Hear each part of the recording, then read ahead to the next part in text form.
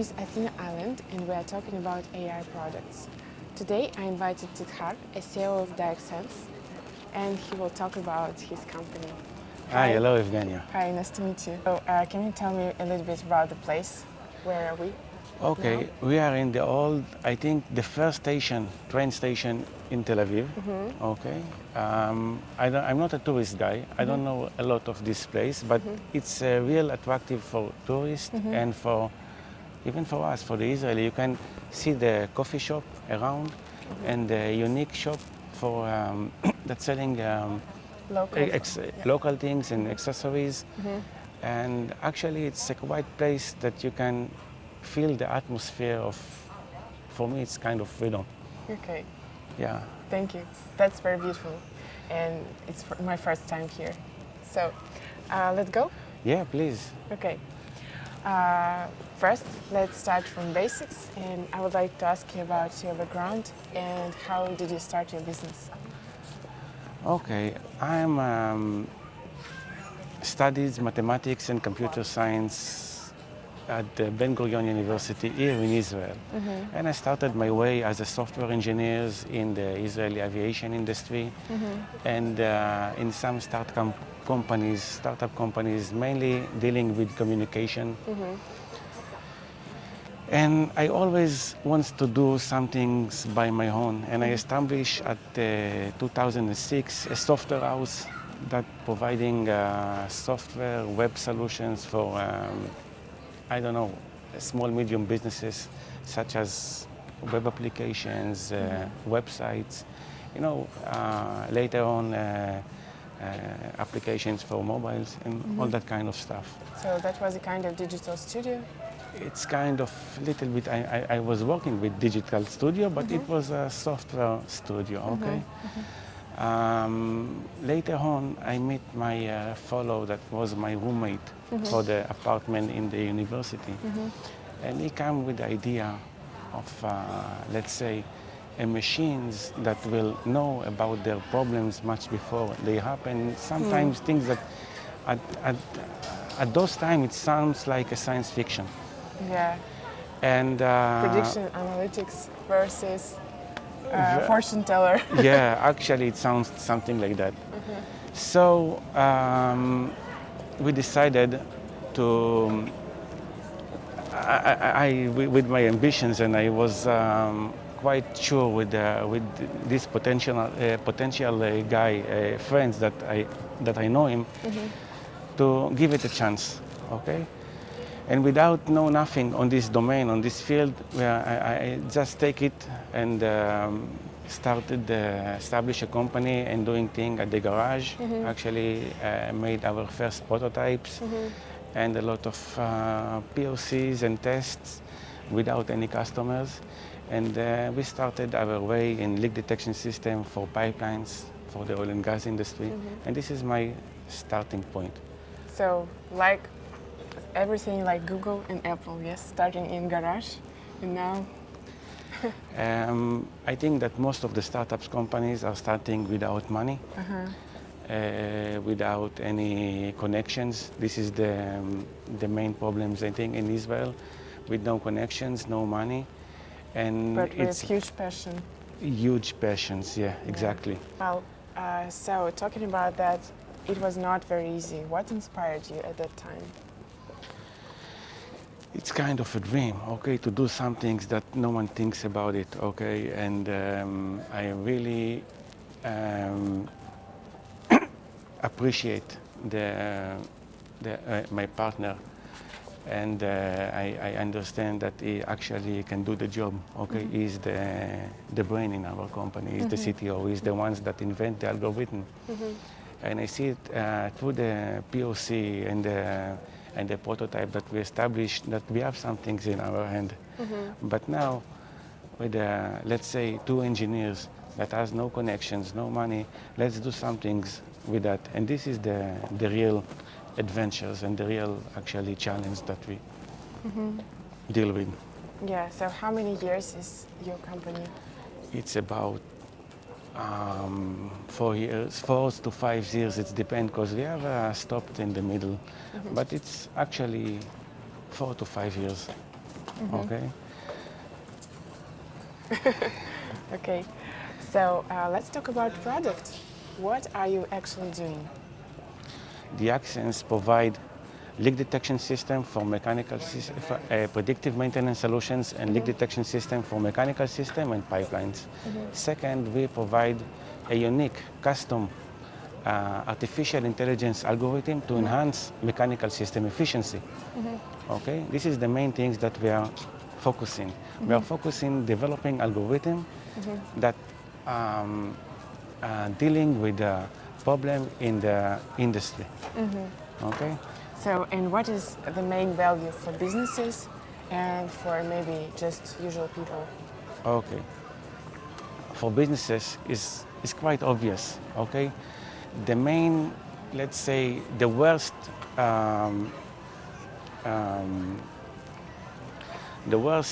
problem or difficulties that manufacturers are dealing with is unexpected downtime of their machines, of their production line, due to unexpected problem. Okay, but there is no such kind of unexpected problem, because you can.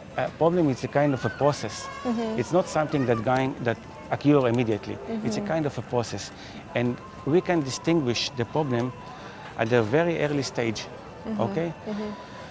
And this is the main benefit for manufacturers, okay, to know about their problems at a very early stage and take care of them in their convenient time. And they are not losing, I don't know, downtime of their employees, downtime of their equipment. And such kind of downtime could take even hours or maybe days. And the worst thing with that is that you are not providing the stock and the goods and whatever you need to provide to the market that you obligate to provide. And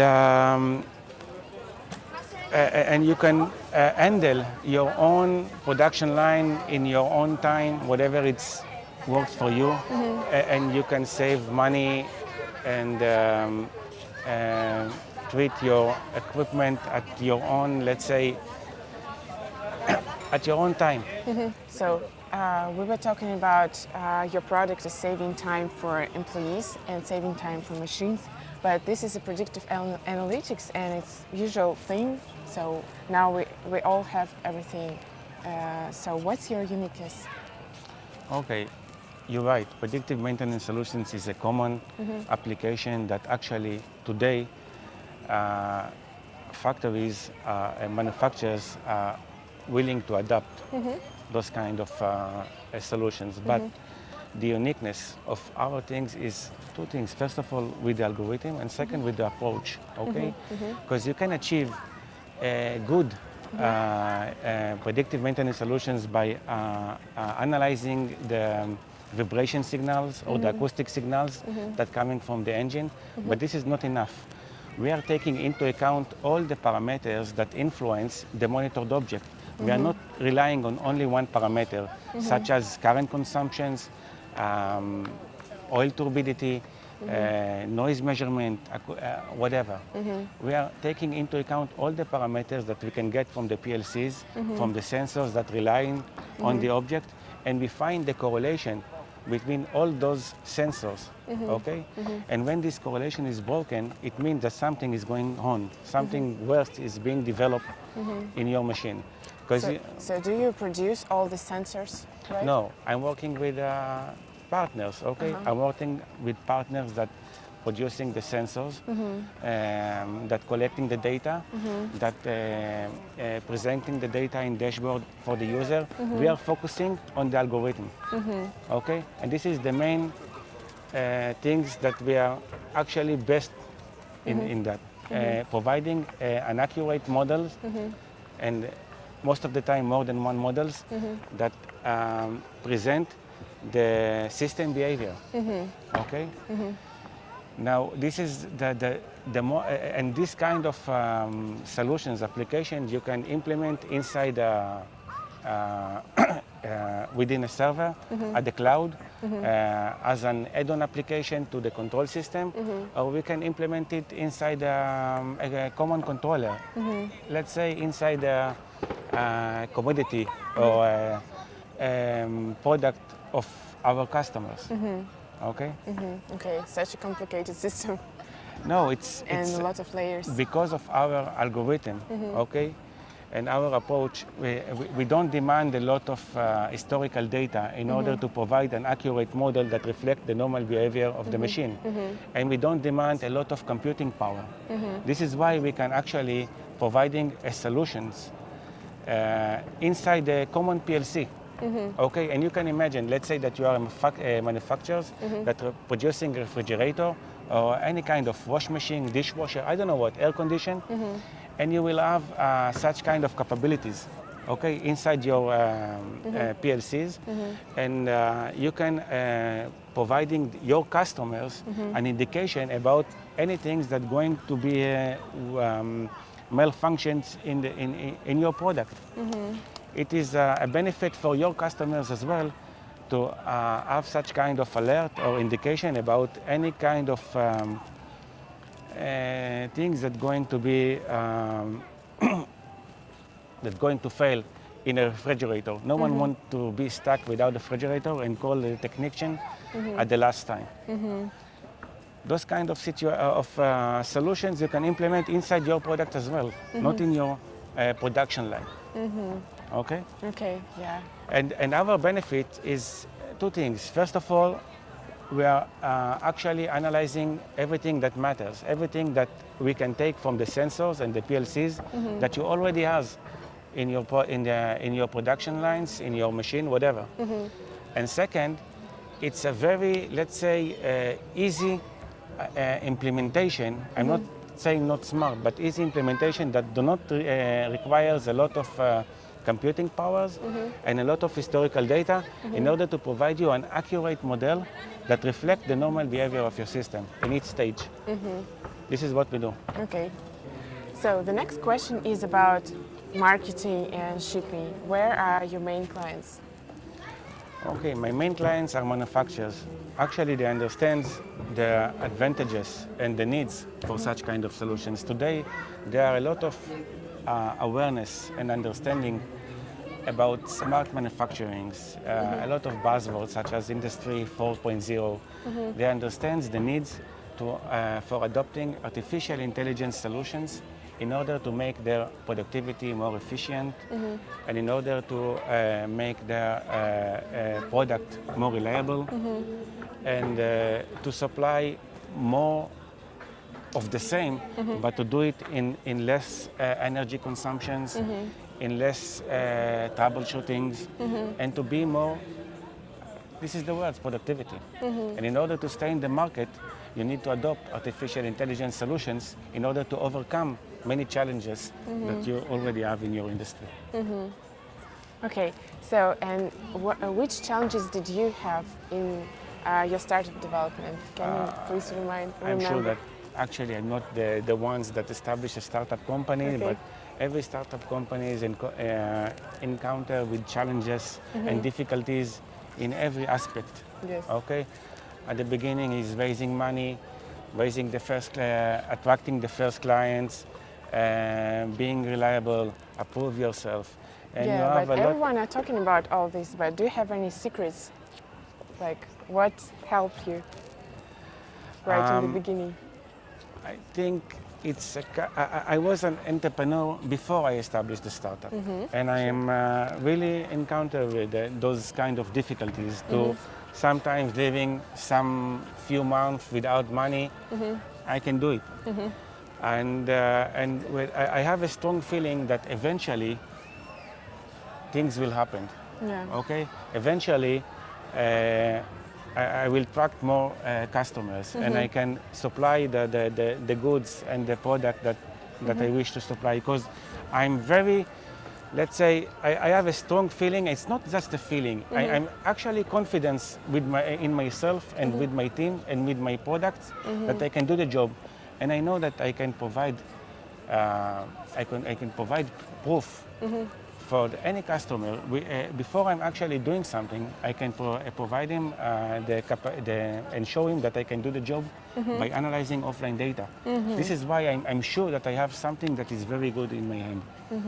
Okay, and the last thing I want to say for all the startups, let's say founders, co-founder, whatever.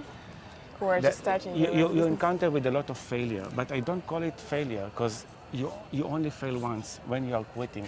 Yes, that's Okay, right. and you need to take into account that this is the way of life. There is no, I don't know, straight line from point A to point B. Yeah, that's right. Okay, you encounter a lot of difficulties, and life it's kind of objective experience. Okay, everyone can take it differently, but if you are tough, okay, and if you are actually don't take your life too seriously, you can enjoy the process. And it's not a cliche. I know it sounds like Sounds like Sadhguru. yeah, Or but this any is not. But other actually, Indian guru. if I actually don't believe in this, I was quit before, because as a software engineer, I earning much more, and I like the job, and I have the challenges to be a software team leader or whatever, but I want to do something more than that. And I know if you want to be, let's say, brave or doing something for for the, not just for yourself, but for the environment, for the society, you will encounter a lot of difficulties.